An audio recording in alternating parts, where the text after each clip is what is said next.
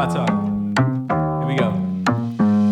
How he said he living life as a gringo, where you question where you fit in every time you mingle. They say you do this with not enough that. My rapping is really bad.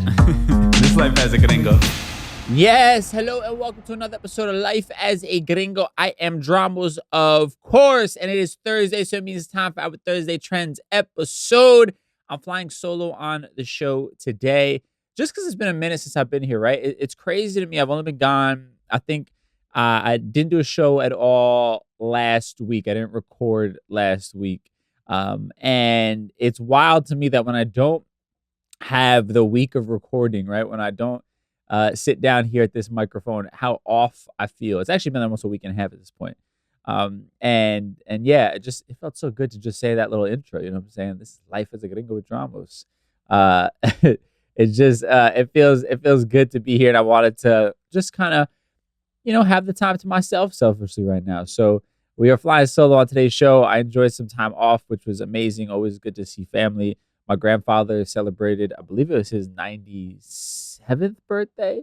So I was able to be there that week just to go visit him and say hi and check in on my family in Puerto Rico. So that was a beautiful blessing. Came back super motivated and just have been absolutely going in this week on work. So I'm really excited. I haven't felt this motivated in a while. So a lot of really dope projects coming on the pipeline here.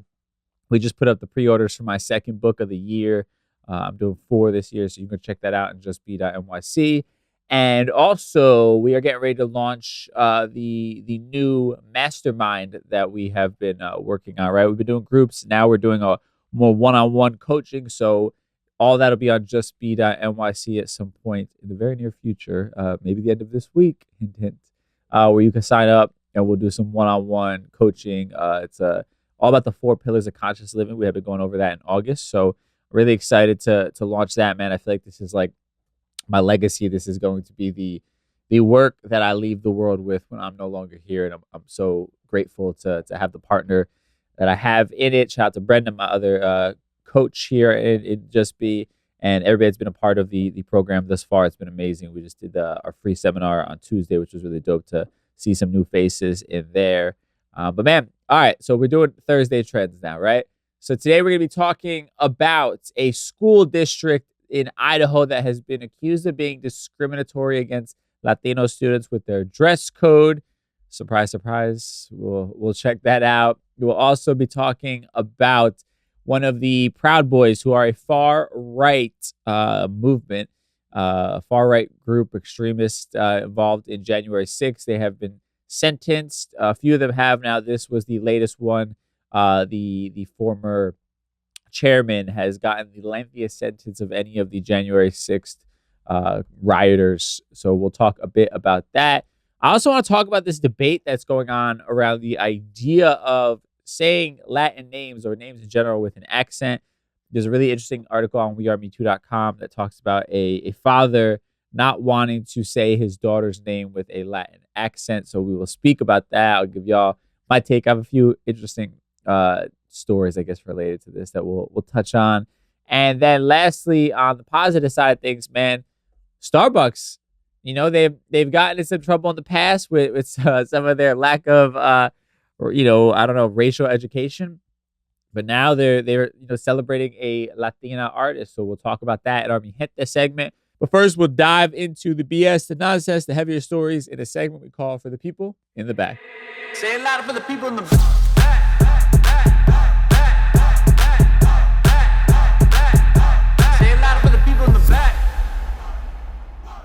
All right, so let's start in Idaho, right? And the school district that has been accused of discriminatory dress code against Latino students. So last January in Idaho, Caldwell School District High School came under fire for prohibiting a Latina student, Brenda Hernandez, from using her Brown Pride hoodie. At the time, Hernandez said the school officials told her people could find the hoodie, quote, offensive and, quote, racist. Officials stated that the hoodie violated policies for being, quote, gang affiliated. Yes, because every brown person celebrating their brownness is a gang member, apparently. Okay. A complaint was also just filed by the American Civil Liberties Union of Idaho, calling out another school district in the state for similar behavior. In that complaint, the organization asserts the Idaho's Nampa School District has discriminatory dress code against Latino students. In turn, the schools may disproportionately discipline Latinos, affecting their school careers. The ACLU says the Idaho School District banned items like Catholic rosaries, okay? And as per the ACLU complaint filed with the Department of Justice on August 23rd, the Nampa School District's dress code and disciplinary policies, quote, target its Latino student population. These vague and undefined codes pinpoint Latinos for the clothing or items related to their culture. This includes prohibiting Catholic rosaries or even wearing specific colors that they view as gang affiliated, right?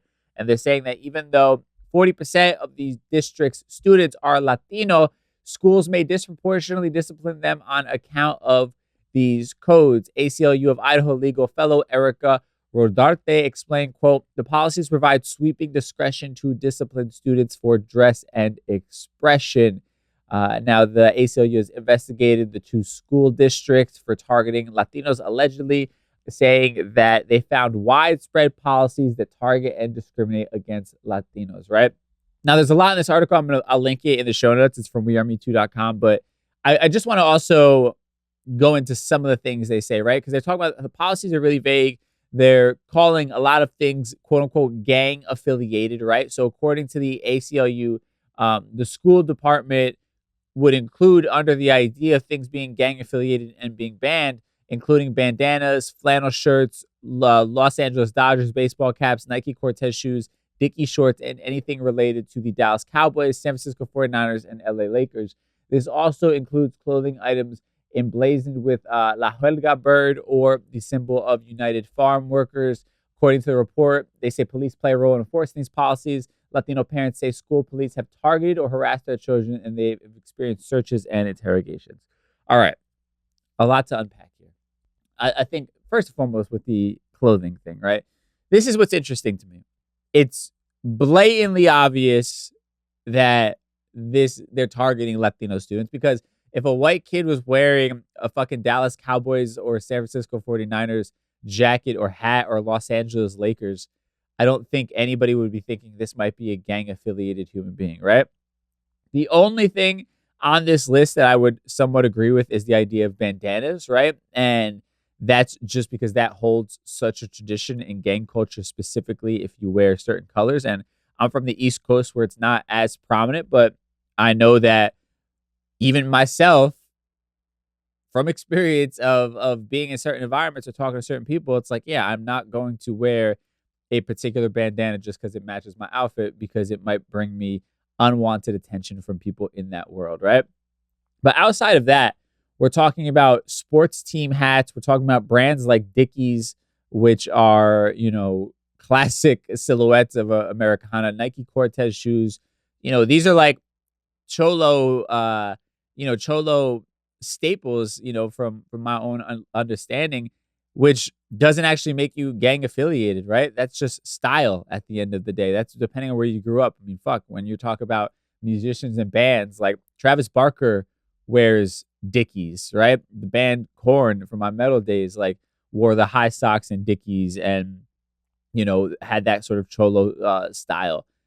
Didn't ever think, nor was anybody ever accusing them of being gang affiliated as far as I'm aware of. But again, like, these are white guys or white presenting guys or existing in white spaces, right? Like Travis Barker is not getting hassled for wearing Dickie shorts because he is, somebody thinks he's gang affiliated, right? Or somebody wearing a Dodgers hat or a Lakers or like, these are fucking teams that are synonymously like, recognizable across the world and are just popular teams in this country, and people wear them all over the place, right? So the fact that these kids are being banned from wearing these things, it's the assumption that just because they're wearing these things, or that I want to like process this exactly so anybody can understand who's in denial of these kinds of things, right? Because it shows the double standard of the world that we exist in right now. Like, if I was to see a white kid wearing Dickies and Dallas Cowboys merch or Lakers or San Francisco 49ers or the Dodgers, nobody would ever assume that this person is in any sort of gang or has any sort of negative affiliation, right? They would have the benefit of the doubt as, oh, this is just how they dress because that's their style, that's their favorite team, that's their fashion sense, that's what the people they look up to wear. But when it's a brown kid, this sort of expression is not allowed, right? Because they have to prove to you that they're not a bad apple, right? It's like a white kid can look gang affiliated. Let's just say, let's go by the most hardcore of like stereotypes of gang culture, and we'll go with the bandana, right? They're wearing like a red or blue bandana, and whatever. They're dressed a certain way.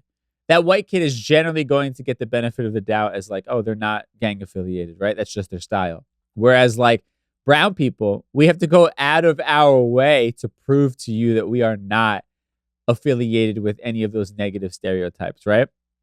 So it's like the fucking Real Housewives of Beverly Hills, and I feel like I've talked about this before, but like I had gotten trapped into watching an episode of that, multiple episodes with someone I was dating at the time, and I'm looking and I'm like, man, these middle-aged rich white people are wearing like off-white, and they're wearing these sweatsuits, right? Like, and very much streetwear culture. And I'm like, I can guarantee nobody is looking at them and being like, oh, this person's ghetto, or this person is hood, or this person's a bad person, whatever of any of those connotations. But the second it's somebody of color participating in style, fashion, what's fashionable right now, and it would happen to be those quote unquote urban pieces, they don't get the same benefit of the doubt that, oh, they're just fashionable, that's why they're wearing it, right? It's like, no, oh, they're a scary person, they must be gang affiliated, right? And I hope my point is coming across here, because it's like, as living as a brown person or a person of color in general in this country, you don't get the same benefit of the doubt as your white counterparts, right? So white people can participate in all types of culture, streetwear and hip hop, and look the part of what's currently popular, which might be quote unquote urban, right? And nobody would ever think of them as being a part of any sort of gang affiliation or negative affiliation, right? Or being a part of some sort of street affiliation, right? But as a person of color, you know that participating in what is generally just pop culture, right? Streetwear, hip hop, any of those things, and presenting as if you're somebody who participates in, again, what is pop culture, people are automatically not going to just look at you as somebody who is participating in the current popular culture, but instead as somebody who must be affiliated with something from the street, right? And you have to walk like both sides. And that's the problem. You don't get the benefit of the doubt as a person of color in this country, right? The Real Housewives of Beverly Hills can wear their off-white and their streetwear sweatsuits and all these different things. And everybody's like, oh my God, they're just so fashionable, right? And then you have a person of color wearing the same exact thing, and the assumption is that they're from the street, or that it's ghetto, or that it's whatever. Insert whatever fucking racist adjective you want to insert there, right? You don't get the benefit of the doubt as a person of color in this country. That is showcased in something like this in Idaho, which I didn't realize Idaho had such a large Latin population, 40% of the kids in the school district. But it's just more of what we already know, and people's sort of ignorance to their own internalized racism and assumptions, right? And I think this is what a lot of people don't realize with racism. You can have internalized racism, and I think we all do to a degree, right? That's why stereotypes are things, right? Even, for ones that are fun and not meant to hurt anybody, like that's still us making a prejudgment on somebody, right? Based upon their appearance, where they're from, their culture, whatever it might be. And I think that's what a lot of people miss when we discuss the idea of racism. Not every conversation around racism or somebody's potential, unawareness to their own internal racism or subconscious racism. Like, nobody is when we're talking about these conversations, we're not saying everybody's a fucking bigot and like, everybody has a hood in their closet somewhere, right? Every white person is ready to burn a cross on the front lawn of somebody or participate in something disgusting, right? Nobody is saying that. What we're saying is that there are racist blind spots that exist because of society and the culture around it, right? So it's the automatic assumption of certain things that tend to happen that are racist, whether we want to accept it or not, right? So when we talk about things like this, right, when you're talking about kids being judged by their fashion or being told they can't wear certain things, like certain sports teams because it might be gang affiliated, it's not just the fact that they're wearing Dallas Cowboys merchandise or LA Dodgers merchandise or Nike Cortez shoes or Dickie shorts. It's the fact that they're a brown kid wearing LA Dodgers baseball caps and Nike Cortez shoes and Dickie shorts, right? And that right there, the assumption that if you put those two things together makes somebody gang affiliated, that's the racism right there, right? That's the ignorance in if you want me to take away the word racist, because that has a sting to it, right? And might block people from being able to have a conversation. But again, you wouldn't assume white people wearing any of the above mentioned are gang affiliated. And that is the problem right there. It's the connotation that you add to brown, that when a brown person, a person of color, is wearing a certain thing or lives in a certain area or speaks a certain way, boom, you automatically have the assumption that they are something without actually giving them the opportunity to show you that they're not, right? Whereas white people are constantly given the benefit of the doubt. And that's kind of the difference. And I feel like I was bouncing a little bit all over the place with that idea, but I hope I kind of made my point clear. I think it's, in general, white people are automatically given the benefit of the doubt, whereas people of color have to wear the burden of, you prove me wrong, right? So it's like white people, I'm going to assume that you are good, are safe, mean no harm, until you show me differently. Person of color, I'm automatically going to assume that you are a threat, a danger, until you prove me differently. And that's exactly what this is right here. And that's so much of what happens in this country, right? And I'm not saying all of it is intentional. A lot of it is just like societal standards and the way that culture and societal norms dictate the lens with which we live our lives, right? And we may not even be aware of that. And it's been, for generations, sort of been instilled in us. And there have been things that have happened or done that sort of have created that mindset that we're not even really aware of. But that right there is the difference. One group of people automatically gets the benefit of the doubt. The other group of people are guilty until proven innocent. And I think that's the crux of the problem of race in this country. And things like the school district in Idaho are a perfect example of that. Now, I want to quickly touch on this other story here. I'm not going to go too deep into it because it's just, I think it's good to know, but it's not something worth really deep diving into. And it's the former chairman of the far-right group, the Proud Boys. He's been sentenced, right? So Enrique Barrio was found guilty of seditious conspiracy earlier this year for his role in the January 6th insurrection. This last week, he was earlier this week, he was actually sentenced, and the judge sentenced him to 22 years.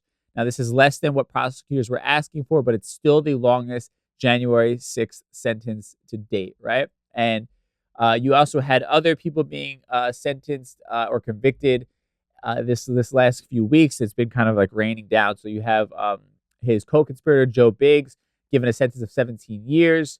He actually used to be a correspondent on Alex Jones's InfoWars before leading the Proud Boys in violent clashes across the country, according to MSNBC.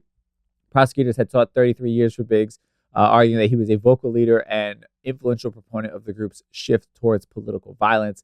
And then you also had Stuart Rhodes, who was another January 6th defendant, and he is the founder of the militia Associated Oath Keepers, receiving 18 years.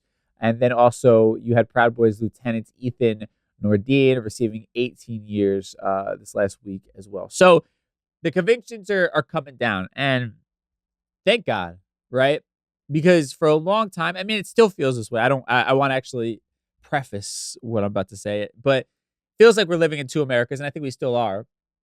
But these people are finally getting some sort of the responsibility, I guess, is being handed down to them, or accountability is the word that I'm looking for. They're finally going to be held accountable for their actions, right? And hopefully this deters other people from going out and doing crazy shit like, trying to take over the Capitol for no real reason whatsoever. And I don't know, man, I think it's a dark situation in general, just when you think in terms of like what this means for our country. The fact that we're even having trials like this one, and it's like 2023, and we're supposed to be like this sophisticated, quote unquote, best country in the world, and we seem to have forgotten that like democracy, one of the big cornerstones is the idea of like the peaceful transfer of power, right? That's what sets us apart from other countries in this world, and we didn't have that this time around, right? So while that saddens me, on the flip side of it, because I like to try to be glass half full, at least we're maybe setting the precedent that like, okay, this shit is not going to fly in this country anymore, right? And obviously there are going to be bigger fish to fry in this. Trump has been indicted on charges. There's other people in his cabinet, his circle, that are part of that, and those are obviously going to be the big ones. But this is all good news as far as what it means for our country, and potentially stopping other people from participating in just crazy shit like this one in the future. So a little good news, bad news, I guess, right there. I'm not going to deep dive too much into it because I'm coming off a vacation. I'm not trying to get too depressed about the current state of the world right now. And the last story I want to talk about is actually from Reddit. Well, Reddit is where it originated. And then big shout out to Jahaira Michelle from wearemetoo.com for this interesting kind of think piece or article on it, right? So it's entitled "Man Sparks Debate After Saying He Doesn't Want to Pronounce His Daughter's Name with Mexican Accent," right? So this was all on a Reddit thread called "Am I the Asshole?" And a dude turned to that thread for advice, right? Apparently it's a bicultural couple who is having an issue with their daughter's name, right? So dude starts the post talking about some background information, right? Says, quote, "My wife and I have been married for 7 years. We're in our mid-30s. My wife is Mexican-American, born in America, speaks some Spanish, but not fluently at all. And I am white," he wrote. Now, the couple had named their newborn daughter Camilla, but fought over the origins of the name. Now, Family Education, this is a website, stating the origins of the name Camilla is the Italian, Portuguese, and Spanish form of the name Camilla, right? So just a little more context for you there. In the little post he put on Reddit, he says, quote, "Out of nowhere, my wife said last month that I should pronounce Camilla's name the Mexican/Spanish way to honor her heritage. The concerned husband continued, I think this is ridiculous because Camilla is a name in both cultures, so we should be able to pronounce it in our own respective cultures." The user told members in the forum he wanted his daughter to share both cultures with the pronunciation of her name. However, his wife accused him of purposely erasing Camilla's heritage, saying, quote, "I think it's silly because my wife barely speaks Spanish." Oh boy, this is where he's getting himself in trouble. But anyway, he says, "I think it's silly because my wife barely speaks Spanish after growing up with two Mexican parents from Mexico. Camilla definitely won't because she has one parent who can kind of sort of speak Spanish," he said. He then questioned whether his daughter would genuinely connect to her Mexican roots. "Who knows how much of a connection she'll feel to Mexican culture," the user said. And that's kind of where I'm going to end reading the entire thing. And I'll be real. I was on board to a degree with this man prior to the whole argument that my wife barely speaks Spanish, so she's not a real Mexican. And then the idea of like, who knows how much of a connection she'll feel to her Mexican culture. But before I go on, if this somehow gets back to homeboy, I would hope somebody reminds him or lets him know, regardless of what you or your daughter want, like nothing changes the fact that she's a brown girl. She's half Mexican, right? So the regardless of if you think she's gonna be attached to her, she's not gonna speak Spanish because your wife doesn't speak Spanish. Like, bro, she's Mexican regardless, right? And you put your foot in your mouth a bit there. Your whiteness was showing. But outside of that, and I want to turn this into a deeper conversation. Not a commentary just on their life, because I think there's a deeper conversation to be had. But I'll just commentate on theirs. I think it's cute that they both were like, hey, let's find a name that like has resonance in both of our cultures, right? And if that was the goal, I think that you can't knock him for pronouncing it the way that white people, I'm assuming he's Italian, would have pronounced it. And I think the mom can pronounce it how she wants to, and both can win at that, right? That was probably the idea with the name, right? Now, I think this leads to a deeper conversation, though, of hiding our Latin roots, or even to a degree erasing them for the sake of making other people comfortable, or for the sake of just fitting in a bit better, right? And I'm using quotes, air quotes, for those not watching the video. Which, by the way, you can watch these episodes on YouTube, by the way. Go to the My Cultura podcast YouTube channel, and they're on there. But this brings up a few different things for me, right? Because my last name is Ramos. That's my real last name. And a lot of white people, or people in America, in the States here in general, who aren't Latin, would say Ramos. That was their assumption, Ramos. And even for me growing up, I didn't correct that, right? And my parents didn't correct it. They just kind of were okay with it. My dad probably did, knowing him. But my mom definitely didn't. I think I picked up after her, right? And for the longest time, I wouldn't correct it. I think I even pronounced it Ramos growing up that way, right? And then at some point, I was just like, wait, why the fuck am I changing the pronunciation of my name to make other people more comfortable, or to make it easier for them? Or in general, because this is really what it was, why am I allowing white people's mispronunciation of my last name, allowing that to be the thing that dictates how I pronounce it, right? And listen, I have a name that's like, it's very Latin if you're a Latino, but like outside of that, it's easy to pronounce. Ramos for most people, it wouldn't sound that different, be that big of a deal, right? But I take pride in the fact that I pronounce it the proper way, even if I'm not going Ramos, right? Which would be the real extra of it. And if I'm in Puerto Rico, I probably put a little extra sauce on it. I do. I'll be Ramos when they ask me my last name, just so they know. Just so they don't try to fuck around. You know what I'm saying? Because you got people to test you, and then you gotta let them know I'm Ramos. Okay. Anyway, but I'll say Ramos if I'm here in the States, and I take a sense of pride in pronouncing it the right way, and sort of by nature of me doing that, forcing others to do the same thing. And I think that is, well, as little as it is, a little thing as it is, to me, it's a sign of me being proud of where I'm from, and me maintaining that pride and my sense of culture and my connection to it, regardless of where I am, even if I'm not around anybody else who shares in a similar culture to me, right? And what I've noticed with little things like that, and the further I get into my culture, the deeper I begin to be connected to it, the more I begin to feel like myself, right? And again, these are kind of little things, but it's me being unafraid to be myself, right? So me being unafraid to correct somebody, or to pronounce it, a particular way, even though I know the other person is already pronouncing it a different way, like that is me being unafraid to just show up authentically, right? And that's a little win right there. And then those little wins begin to add up, and then they begin to show up in other parts of my life, some of which is in my culture, some of which without. But those little wins add up to me having more confidence in being authentically me, right? And now in today's day and age, where it's like, fuck that, I'm not hiding for anybody. I'm going to be proud of where I'm from, and speak to who I want to speak to, essentially, right? Really hone in on my niche, and where I want my voice to be the most prominent and powerful, and who I want to speak to, right? And sort of now it's like a form of protest and opposition against what is the societal norm, and pushing against that until we become the norm as well and have a seat at the table. So, all these little things are now adding up to like a sign of protest, a form of protest, if you will, right? And my refusal to hide any part of myself, right?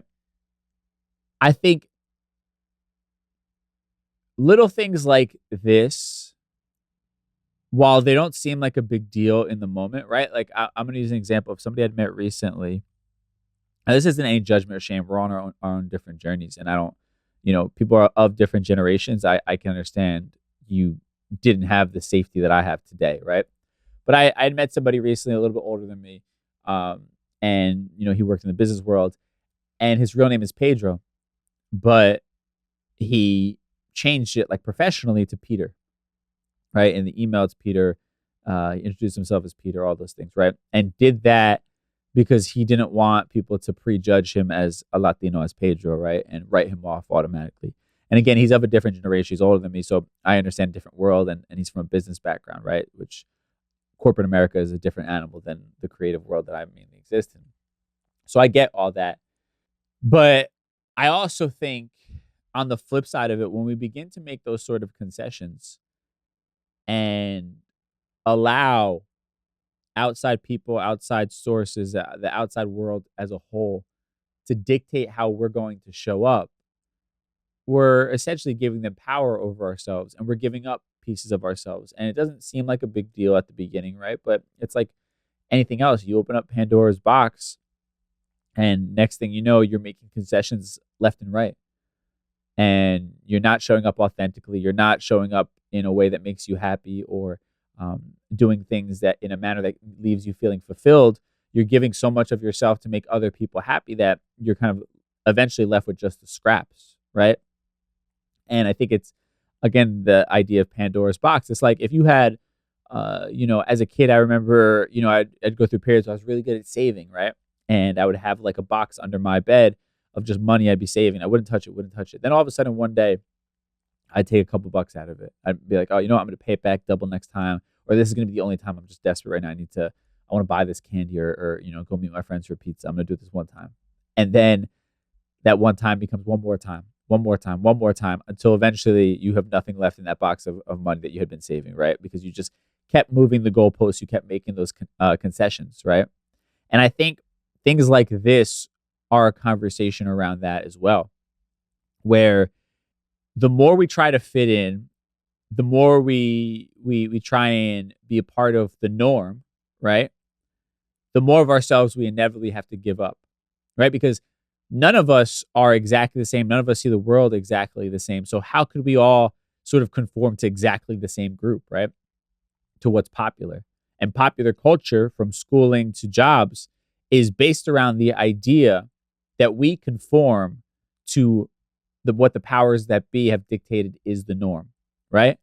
So you're in school. Sorry, I don't care if you learn a different way. I don't care if you already know what you want to do. This is the curriculum. Fall in line or get left behind, right? I don't care if you know that you love music from the age of 10 years old and you're going to do something related to that. You need to be learning geometry, algebra 2, and biology, because that's what we've dictated is the norm. And again, fall in line or get left behind, right? So society has set us up to conform at almost every turn, right? Because you conform in school, then you conform in your workplace, then you conform to societal standards as far as your long-term relationships go, and so on and so forth, right? And the importance of this is that we have to recognize that these little bits of ourselves that we conform on, the little parts of ourselves that we give up for the sake of making others feel comfortable, they eventually add up into big things, right? They eventually add up into us living more so for someone else or for societal standards, to meet societal standards. We end up living more in that place than living in the place of for our actual happiness, right? And that's why so many people are miserable in their jobs, their marriage, their whatever it might be, right? It's because you've conformed so much. You've given so much of yourself. Oh, you're not comfortable with that? Let me conform. Let me give up a piece of myself to bring you comfort, right? So that I can meet your rules, your standards, right? And you keep doing it over and over and over again in life. And then all of a sudden you just wake up one day and you're like, man, I am so unhappy. I have very few things that actually fulfill me and that are actually set up to bring me happiness, right? And maybe my life is stable. Maybe, everything's not on fire. I have a roof under my head. I'm living comfortably, but I am not living for me, right? And it's because we live in a society that teaches you conform or get left behind, right? Make others happy, make others comfortable, or get ostracized by society. Those are your options, right? And I think we have to be keenly aware of ourselves from a young age, or the children that we're raising, or regardless of where we are in life, right? We have to have a moment where we sort of wake up and say, I am done trying to please other people and to fit into their preconceived box of what is right. I need to live for me. And all of these tiny concessions, be it changing the way you speak, be it changing the way you pronounce your name so it's easier for other people, whatever it might be, the way that you dress, the more you make those concessions for others, the easier it becomes to just sort of give up your authentic self entirely. And I think it's important to be keenly aware of that. And it's never too late to sort of reset and to start actually asking, what do I want? Right? Because if you don't, you're never going to know what it actually feels like to live a life of true happiness and true fulfillment. Because all of that can only come from answering the question, what makes me happy? What really makes me happy? And just some food for thought. And I know this started out as a conversation around the pronunciation of somebody's name, but again, I just think I saw it as an opportunity to have an important conversation and to just be present to the fact that all of these decisions, no matter how little they seem in the moment, they all matter, right? That's the idea of conscious living. That's why I talk about this so much. That's why it's a crucial part of my life that I developed 4 pillars of it, right? And why I want to share it with people in the Just Be Social Club. It's like all these little things matter, right? And even that father, bringing it back full circle, him talking about the idea that his daughter won't speak Spanish because her mom doesn't speak Spanish. What? How do you know she's not going to find an attachment to it and find her culture beautiful and want to dive deeper into it than her mother hadn't, right? Or him, saying, who knows how much of a connection she'll feel. That's not for you to dictate, right? You using, like we're all like creating these justifications, right? Based upon our own limited scope of the world. And that's what everybody's doing, right? The people who created the curriculum that we follow in school created it based upon their own limited scope of the world, their own experience, and then decided, I think this would be great for everybody else. Even if we don't learn or view life the same way, I think this is the best way. And then all of a sudden society was like, oh, okay, that's a prominent person. Let me adapt that. Or a prominent person came along and said, I agree with this. Now let's make everybody else agree with it or fall in line to it, right? It's like there are no rules. Whatever you feel comfortable, you have to be open to it. It's your own happiness. And with this, with like your kids and things like that, it's like, man, you got to stop trying to push on them the way that you see the world and stop pushing it on them as fact, right? You can give it to them as guidance, give it to them as opinion, but none of it is fact. It's all based on your own experience and what has worked or hasn't worked for you, or what made you feel good or what hasn't made you feel good, right? There are far too many things in our society that we view as fact or view them through this rigid lens that really don't qualify under that they're really just opinions or based upon somebody else's experience, right? There's always other ways of doing things. There's no right way to do anything, right? If you arrive at the same point, you weren't wrong because you decided to take a different road, right? It's just different. Not everything has to be right or wrong, black or white. Just like everything just is at the end. Most things just are in this world, right? I'm getting into a whole nother fucking conversation now. See, this is like what happens when I have a week and a half off. I just start going into like this whole fucking thought pattern, and like my brain is just unloading onto all of you. I hope that that is what you enjoy about the podcast, because if not, I don't know why you're torturing yourself right now, because I feel like I just get the stream of consciousness, and I just go off sometimes, you know, and we might even be talking about the thing we were talking about originally, right? Like we talked about this dude, you know, and his wife going back and forth about how to pronounce a baby's name. And next thing you know, I just told you that societal standards are completely meaningless and we should just have straight anarchy in this world, right? That's not literally what I said, but it feels like it sometimes. Anyway, I'm going to cut myself off here. That's all I got for you when it comes to For the People in the Back. Now we'll talk about some positivity in our Mi Gente segment. Mi Gente.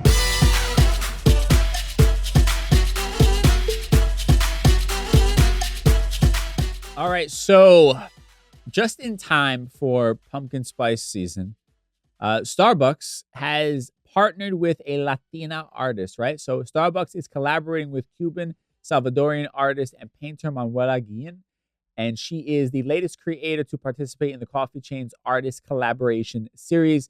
This fall, her designs will be part of a new merchandise collection at participating Starbucks locations. According to Starbucks Stories and News, the newest drinkware is a celebration of Latin American culture ahead of Latinx Heritage Month, which begins on September 15th. The collection includes one tumbler, which I'm not sure what that is. I don't know what that means. I'm not a giant Starbucks person, or I guess a coffee person like that. And then 2 other cups that are collectible. And yeah, Latinx Heritage Month begins on September 15th. Little honorary mention in there. Shout out to that. Listen, these companies know what the fuck they're doing. They know that people like me are going to talk about this. And then some of us are going to go out there and go grab this cup because we got to support our family. And you know what? I'm okay with that. I still think it's a positive thing. I think that this creates dialogue. It normalizes us being celebrated. And even if it is a money grab for them, it's a way for us to have a seat at the table. And I think it's a transaction where we all sort of mutually are benefiting from it, right? Which at the end of the day is more important than anything else. So I love it. I'm going to go out and grab one of these. I hate Starbucks with a passion, particularly just the one near me is just god awful, like horrendous. Like I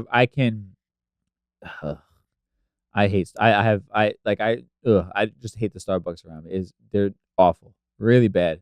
Like half hour in line at a drive-through just for like 2 iced coffees.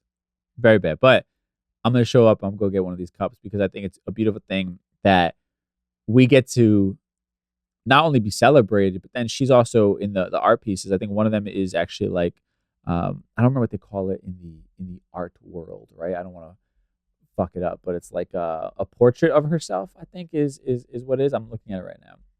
But, you know, she talks about how her community comes first for her.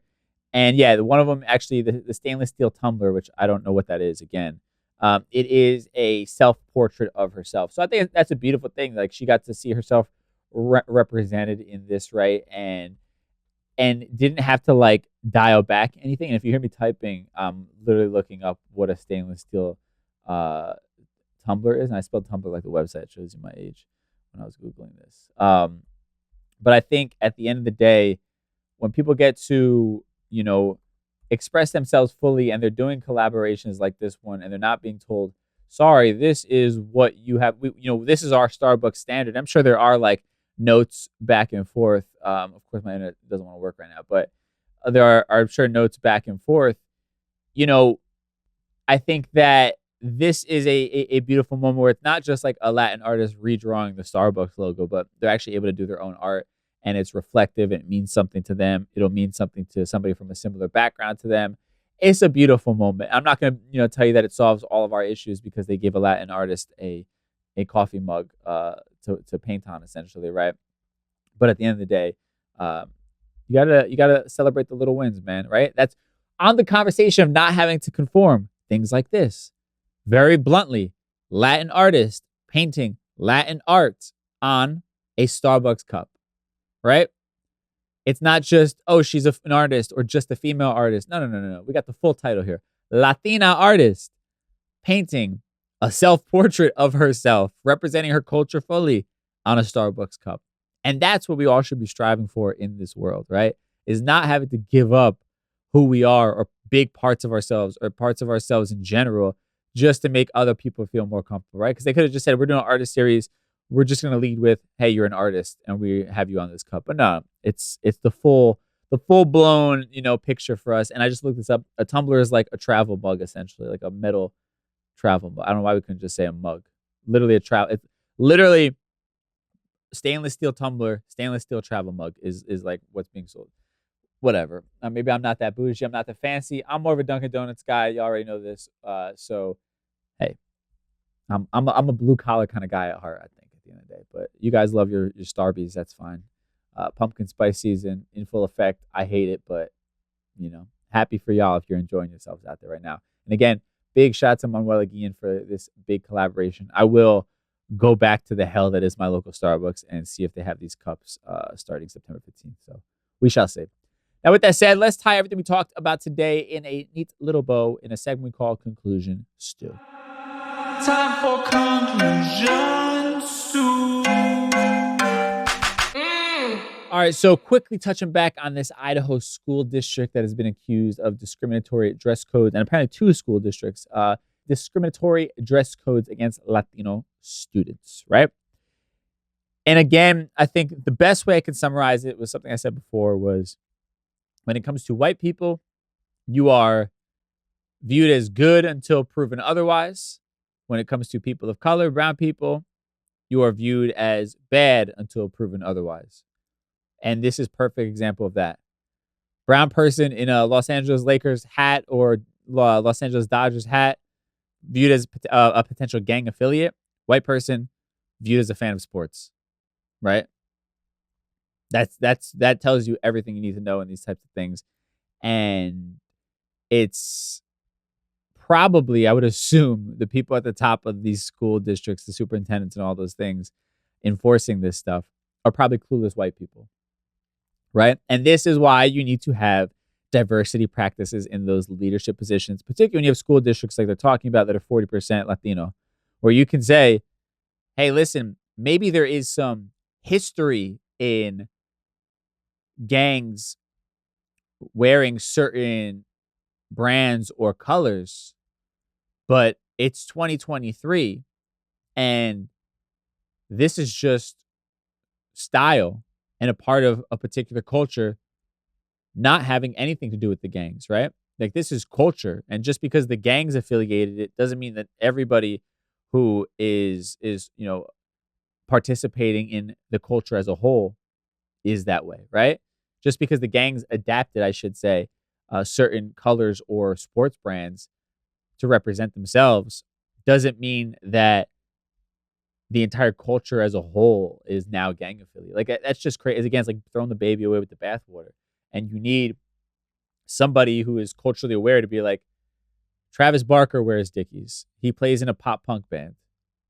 Nobody would accuse him of being gang affiliated. Therefore, somebody wearing Dickies in our school district should not be accused of being gang affiliated. It's just style. And it's just fashion from the West Coast. Whatever. What do I know? I'm a podcaster, right? Not a superintendent. Now, far right, Proud Boys former chairman Enrique, what the hell is his last name? Enrique Barrio sentences 22 years for his involvement in the January 6th insurrection. Good. Hold these people accountable so that we don't have other people thinking that this shit flies in this country, because we talk about we have this great democracy, and that's what sets us apart from, what Trump would have called a shithole country, right? This is what sets us apart, is that we have this beautiful democracy. And the cornerstone of that, one of which, is a peaceful transfer of power. And these people are trying to stop us from having that. And that's incredibly un-American and just incredibly sad and dark for our country. So the terrible event that was January 6th already happened. All we can do is try and prevent the future, from, people in the future and ourselves in the future from having to experience something like this again. And hopefully these harsh sentences begin to deter others from doing something like that. Now, this whole conversation around Camila versus Camilla and this wife and this couple and the larger conversation as a whole, man, I just think, like, it's 2023, man.